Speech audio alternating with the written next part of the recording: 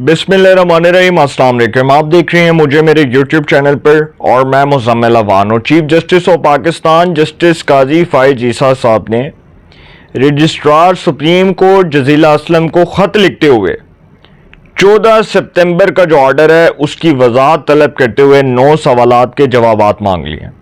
और ये बड़ी इंपॉर्टेंट चीज़ है जो मैं आज आपसे डिस्कस करने जा रहा हूँ, क्योंकि थोड़ा लेट हो गया। चूँकि आजकल खबरें इतनी होती हैं कि एक खबर के ऊपर वीडियो बनाने लगूँ तो दूसरी खबर आ जाती है, दूसरी खबर से हटकर तीसरी खबर आ जाती है। अच्छा, फिर मैं खैर क्या करता हूँ, फिर मैंने हर चीज़ जो है वो एक पैटर्न के साथ चलानी है। अब मैं ये चीज़ जो आपके साथ डिस्कस करने जा रहा हूँ ये बड़ी इंपॉर्टेंट है, चूँकि अब सुप्रीम कोर्ट का फैसला भी आ चुका है, तफसीली फैसला भी आ चुका है। उसके बाद ये वीडियो को मज़ीद जो है, इस वीडियो में मज़ीद लीगल पॉइंट्स उठाने में मुझे आसानी होगी और मैं जब आपके साथ डिस्कस करूँगा तो आपको बहुत डिटेल के साथ बताऊंगा ताकि आपको समझने में आसानी हो। Chief justice of Pakistan justice Qazi Faez Isa साहब ने एक तरफ तो 9 सवालात के जवाबात मांग लिए और दूसरी तरफ जस्टिस मंसूर अली शाह साहब जो हैं उन्होंने रिजर्व सीट से मुतल्लिक मखसूस नशिस्तों से मुतल्लिक एक तफसीली फैसला जारी कर दिया। 70 सफ़ात पर मुश्तमिल सुप्रीम कोर्ट का जो तफसीली फैसला है ये 8 अक्सरियती जजेस ने जारी किया। वही 8 अक्सरियती जजेस जो 13 रुकनी फुल कोर्ट का हिस्सा थे, जो 12 जुलाई को मखसूस नशिस्तों का सुप्रीम कोर्ट का फैसला था, उसमें 8 अक्सरियती जजेस का फैसला है कि रिजर्व सीट्स पीटीआई को दे दी जाएं। और वो तो पूरी पीटीआई को एक सियासी जमात मान रहे हैं ना, उसको तस्लीम कर रहे हैं। हालांकि इलेक्शन कमीशन और पार्लियामेंट पीटीआई को बतौर पॉलिटिकल पार्टी मानने से साफ इनकारी है।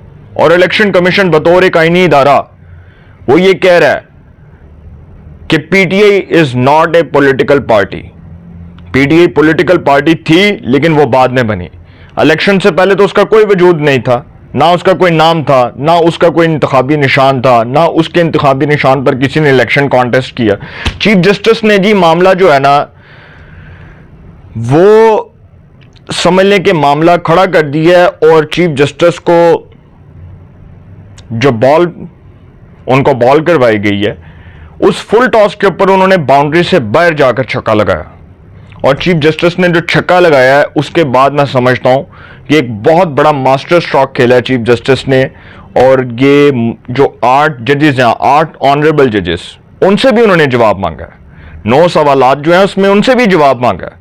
अब वो जो 9 सवालात हैं वो मैं आपके साथ डिस्कस करूंगा, लेकिन चूंकि 14 सितंबर को सुप्रीम कोर्ट से एक वजाती बयान आया, 14 सितंबर बरोज़ हफ्ता, और बड़ी गहमा गहमी थी। फजलुर रहमान साहब के कोल जाना है, फजलुर रहमान साहब ने कहना सैनेट च कौमी असैंबली च वोट दियो सानू। फजलुर रहमान साहब के पीछे जा रही थी गवर्नमेंट। क्यों? क्योंकि आईनी तरामीम पास करवाने के लिए हुकूमत को 2 तिहाई अक्सरियत हासिल होना थी, जिसके लिए उनके पास नंबर्स नहीं थे ना 14 सितंबर तक। तो 14 सितंबर को जी फजलुर रहमान साहब से मुलाकातें भी हो रही थी, सेनेट और कौमी असम्बली का सेशन भी कॉल किया गया था।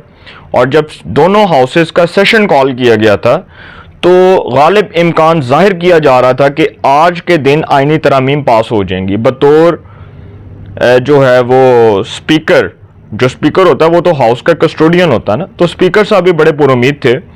और 14 सितंबर बरोज़ हफ्ता सबकी जुबानों पर एक ही बात थी, आईनी तरमीम, जुडिशल पैकेज, आईनी तरमीम, कॉन्स्टिट्यूशनल पैकेज, आईनी तरमीम आज पास होगी, आज पास हो जाएगी, सेनेट से भी, कौमी असम्बली से भी। लेकिन जब वो इजलास हुआ तो वो इजलास होते ही वाइंड अप हो गया। रात को हुआ था ना, 12 बजे के बाद हुआ या 12 बजे आई थिंक एक्सपेक्टेड था, लेकिन उससे पहले सुप्रीम कोर्ट ने इजलास से पहले फैसला दिया। 14 सितंबर को जो सुप्रीम कोर्ट का वजाती बयान है इलेक्शन कमीशन की बहाम की दरख्वास्त के ऊपर, वो ये था कि इलेक्शन कमीशन मखसूस नशिस्तों के फैसले के ऊपर फौरी तौर पर अमल दरामद करे और पीटीआई को रिजर्व सीट्स फराहम कर दे। मंसूर अली शाह साहब का वो बयान था और उन्होंने कहा कि जी पीटीआई को इलेक्शन कमीशन बतौर पॉलिटिकल पार्टी तस्लीम कर चुका है और बैरिस्टर गौहर को बतौर चेयरमैन पीटीआई तस्लीम कर चुका है। तो इलेक्शन कमीशन ने कहा कि असी तो गौहर खान को चेयरमैन पीटीआई नहीं मानते, तुसीं अपनी वजात दे रहे हो, असी तुहाडी वजात का एहतराम करने, लेकिन असी उन्होंने बैरिस्टर गौहर को चेयरमैन पीटीआई नहीं मानते। उसने इनकार कर दिया, साफ इनकार कर दिया इलेक्शन कमीशन ने, और उसने कह दिया कि जी हम तो इनको नहीं मानते। अब यहां पर मामला हो गया गड़बड़। अब चूंकि आईनी तरामीम अक्टूबर के पहले वीक में पास हो जाएंगी और गालिब इम्कान है कि 2 अक्सरियत भी हुकूमत को हासिल हो चुकी है। और वजाहत जो है इसकी सुप्रीम कोर्ट के फैसले की, अब उसके ऊपर क्या होता है मैं इसके ऊपर कुछ नहीं कह सकता, लेकिन 14 सितंबर को जी ये जो सारा कुछ हुआ था, इस हवाले से chief justice of Pakistan justice Qazi Faez Isa साहब, उन्होंने मखसूस नशिस्तों के फैसले पर रजिस्ट्रार से जवाब तलब कर लिया। Registrar supreme court Jazila Aslam को चीफ जस्टिस ने ख़त लिखते हुए मखसूस नशिस्तों के अक्सरियती फैसले पर 14 सितंबर की वजाहत से मुतल्लिक 9 सवालात के जवाबात मांगे। अब वो जो 9 सवालात हैं वो मैं आपके साथ डिस्कस करने जा रहा हूँ। चीफ जस्टिस ने जी पहला सवाल उठाया, वो ये है कि इलेक्शन कमीशन और पीटीआई ने वजाहत की दरख्वास्त कब दायर की, पहला सवाल। दूसरा सवाल, पीटीआई की दरख्वास्तें प्रैक्टिस प्रोसीजर कमेटी में क्यों नहीं भेजी गईं। तीसरा सवाल, मुतफरिक दरख्वास्तें काज लिस्ट के बगैर कैसे समाअत के लिए मुकर्रर हुई, कि जो मुतफरिक दरख्वास्तें हैं वो काज लिस्ट के बगैर कैसे समाअत के लिए मुकर्रर हुई। बहुत इंपॉर्टेंट सवाल किया चीफ जस्टिस ने। फिर उन्होंने चौथा सवाल किया है कि क्या रजिस्ट्रार ऑफिस ने मुतलका फरीकैन और अटॉर्नी जनरल को नोटिस जारी किया। पांचवा सवाल, किस कमरा अदालत या चैम्बर में दरखास्तों को सुना गया। छठा सवाल, दरखास्तों पर फैसला सुनाने के लिए कॉज लिस्ट क्यों जारी नहीं की गई। सातवां सवाल, ऑर्डर को सुनाने के लिए कमरा अदालत में फिक्स क्यों न किया गया।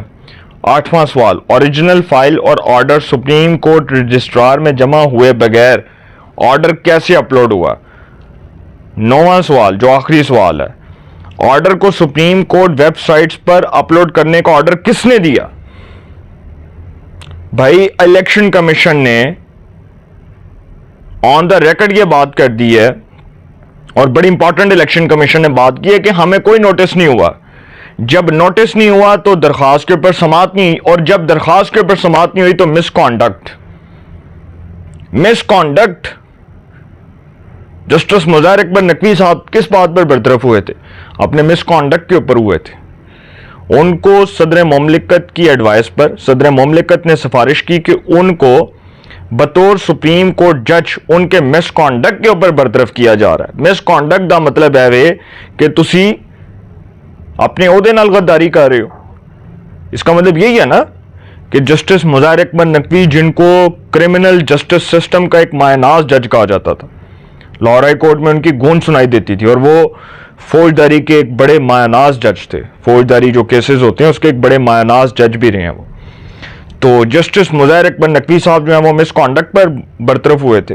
अब जो कोर्ट रिपोर्टर्स हैं, एक दो कोर्ट रिपोर्टर्स हैं, बड़े सीनियर हैं, और एक तो पाकिस्तान के एक न्यूज़ चैनल है उसके वो कॉरेस्पॉन्डेंट भी रहे हैं, और कोर्ट रिपोर्टिंग के वो गुरु हैं।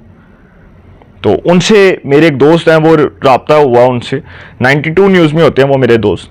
तो उनसे मैंने पूछा तो उन्होंने कहा कि जी वो बता रहे हैं कोर्ट रिपोर्टर साहब के एक वकील हैं, बड़े मायनाज वकील हैं, वो जा रहे हैं जी सुप्रीम जुडिशल काउंसिल, और सुप्रीम जुडिशल काउंसिल में 8 ऑनरेबल जजेस के खिलाफ रेफरेंस दायर करने जा रहे हैं कि उन्होंने मिसकॉन्डक्ट किया है और वो मिसकॉन्डक्ट के मुर्तकिब करार पाए हैं। अब ये जो बात है ना, ये बड़ी खतरनाक और बड़ी अलार्मिंग है। एक तरफ तो सुप्रीम कोर्ट ने मखसूस नशिस्तों का फैसला दे दिया, देखेंगे ये लड़ाई दिन ब दिन बढ़नी है, और अगर कोई ये समझ रहा है कि जस्टिस काजी फ़ाइज़ ईसा घर जा रहे हैं और मंसूर अली शाह आ रहे हैं, तो सर जस्टिस काजी फ़ाइज़ ईसा आईनी अदालत जरूर जा रहे हैं लेकिन घर नहीं जा रहे। जस्टिस मंसूर अली शाह, अभी मैं कुछ नहीं कहूंगा, वो कहते हैं ना कि सब्र का फल मीठा होता है, तो मैं इसलिए सब्र करके बैठा हुआ कि अगर मैं कोई ऐसी बात करूंगा तो फिर कुछ लोगों को नागवार गुजरेगी, तो मैं ऐसी कोई बात नहीं करना चाह रहा। मैंने एक व्लॉग में आपको बता दिया है, और मैंने जो वो वीडियो थी उसमें आपको बता दिया था कि जस्टिस अमीनुद्दीन खान जो प्रैक्टिस एंड प्रोसीजर कमेटी के मेंबर हैं, उनको लाने का मकसद क्या है। यार ये तो मैंने बात नहीं की आपसे, लेकिन उनको लाने का मकसद यही है कि इशारा है। इशारा किस जानिब है? कुछ दिन की मार है, कुछ दिन के बाद क्या होना है आप अपनी आंखों से देखेंगे। तो सर सुप्रीम कोर्ट का फैसला 8 जजेस का। ये बिल्कुल ऐसे ही है, मैं बड़ा एहतराम करता हूँ अपनी 8 ऑनरेबल जजेस का और अपनी ऑनरेबल कोर्ट का। ये बिल्कुल ऐसे ही फैसला है जैसे उमर अता बंदयाल ने बेंच फिक्सिंग करके 3 रुकनी बेंच बनाकर जबरदस्ती फैसला मुसल्लत करवाने के लिए पंजाब में 14 मई को इलेक्शंस करवाने का ऑर्डर दिया। और जब ऑर्डर दिया तो वो ऑर्डर इंप्लीमेंट होने की बजाय पार्लियामेंट ने जूते की नोक पर रखा और उसको पकड़ के रौंद दिया। और वो फैसला कहीं भी नहीं था। वो फैसले पर क्या किसी ने कोई किया, उस पर किसी ने कोई अमल दरामद किया?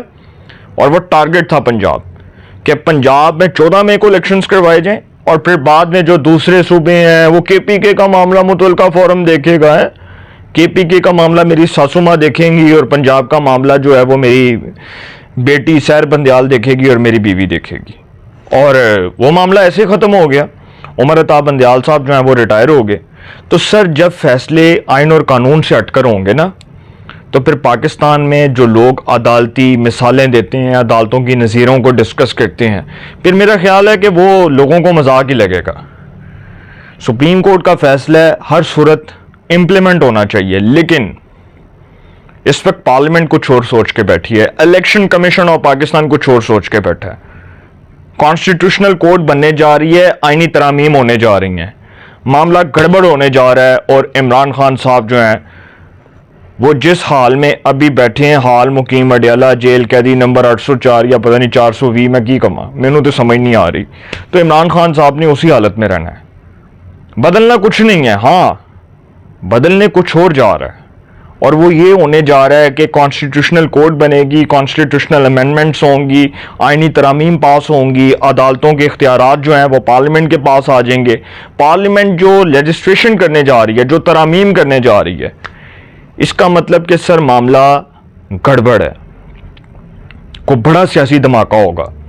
25 अक्टूबर से पहले पहले आप देखेंगे कि ऐसी ऐसी कानून साजियां हो जाएंगी कि किसी ने ये तस्वुर भी नहीं किया होगा।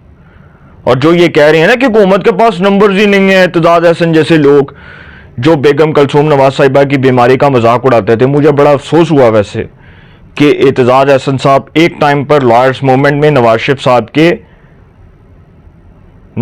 साहब के साथ खड़े होते थे और उनको लीडर मानते थे। आज वही एतजाज एहसन नून लीग के ऊपर तनकीद कर रहे हैं। तो मैं इससे ज्यादा कुछ नहीं कहना चाहता। बहुत से लोग हैं जो एक टाइम पे नवाज शरीफ साहब के साथ खड़े थे, वो अपने मुफाद के लिए खड़े होते थे और उनका मुफाद क्या था वो सबको पता है, तो मैं बात नहीं करना चाह रहा। खैर, चीफ जस्टिस ने जी धमाका कर दिया। 9 सवालात जो हैं ये बड़े इंटरेस्टिंग हैं और इस पर अगर जवाब ना आया तो मामला ख़त्म। अपनी राय का कमेंट्स में ज़रूर इज़हार कीजिएगा। इंशाल्लाह एक नए सेगमेंट के साथ फिर मुलाकात होगी। अपना बहुत ख्याल रखिएगा। आला निगहबान।